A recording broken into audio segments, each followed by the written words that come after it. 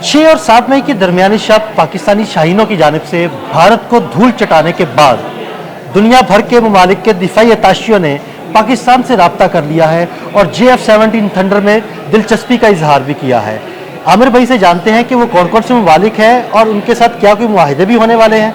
जी आमिर भाई बताइएगा कि JF-17 थंडर ने दुनिया भर में अपनी धाक बिठाई, तो अब कई ममालिक के दिफाई अताशियों ने पाकिस्तान से रब्ता भी किया है, आगे क्या होने जा रहा है? अच्छा, बड़ी दिलचस्प सूरत हाल है। वो आपने सही कहा कि बहुत सारे मुल्कों के ताशी जो हैं, मिलिट्री ताशी जो हैं, वो JF-17 थंडर को या तो करीब से देखना चाहते हैं या वो चाहते हैं कि इसके अंदर क्या क्या खसूसियात हैं, आगे इसको हम कहाँ पे मॉडिफिकेशन करना चाह रहे हैं। लेकिन इससे भी अगर आपको दिलचस्प खबर बताऊँ तो फिर ज़्यादा बेहतर नहीं है। जी बिल्कुल बताएं।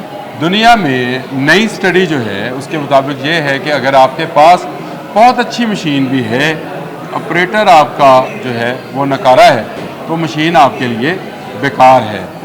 इसको आप समझिए कि अगर आपके पास 5th जनरेशन का जहाज़ भी है लेकिन अंदर बैठा शख्स बदनस्ला है, यानी वो बैड जनरेशन का बंदा है, तो वो आपके 5th जनरेशन के जहाज़ को वैसे ही मरवा देगा जैसे राफेल को भारतीय पायलट्स ने मरवा दिया। बिल्कुल। इस वक्त राफेल कंपनी जो है वो अपने नए सौदे करते हुए घबरा रही है उनके साथ, और पाकिस्तान का JF-17 थंडर ब्लॉक 3 जो है उसकी मांग में आए रोज़ इजाफा होता चला जा रहा है। तो इसके पीछे एक बड़ी कुव्वत जो है वो पाकिस्तानी शहीनों का, जिनका आप कह रहे हैं पाकिस्तान एयरफोर्स के जवानों की है।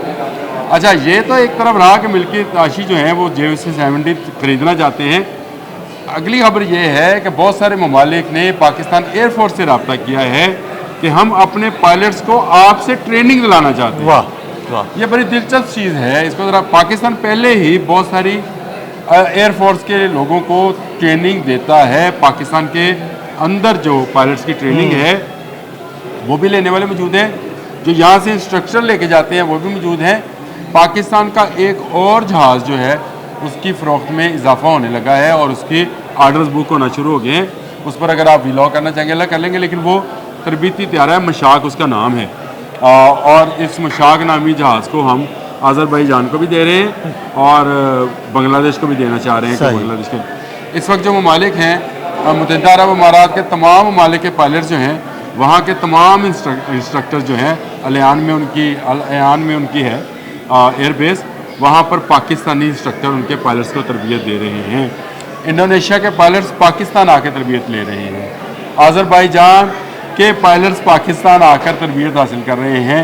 नाइजीरिया के पायलट्स पाकिस्तान आकर तरबियत हासिल कर रहे हैं। और आपको मैं इससे आगे की एक और चीज़ बताऊं कि तुर्की के साथ हम इस माहदे में हैं कि तुर्की के 2 पायलट्स आकर यहाँ पर तरबियत हासिल करेंगे और पाकिस्तान के 2 पायलट जाकर नेटो बेस पर जदीद तैयारों की तरबियत हासिल करेंगे। गुड। इस वक्त दुनिया में जितने F-16 उड़ रहे हैं अमेरिका से बाहर और तुर्की के अलावा, जैसे मिस्र है, इराक है, ताइवान है, वहाँ के पायलट्स को F-16 की ट्रेनिंग भी हम ही दे रहे हैं।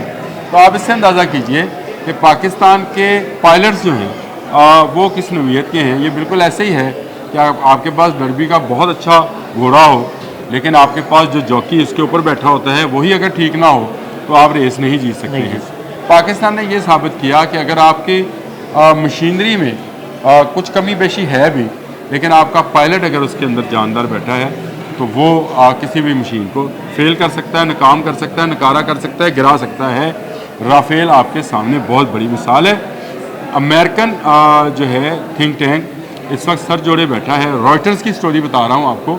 उनके मुताबिक अमेरिकन थिंक टैंक ने फैसला किया है कि जो कुछ 6 और 7 मई की दरमियानी शब हुआ इसको वॉर स्टडी का हिस्सा बना दिया जाए।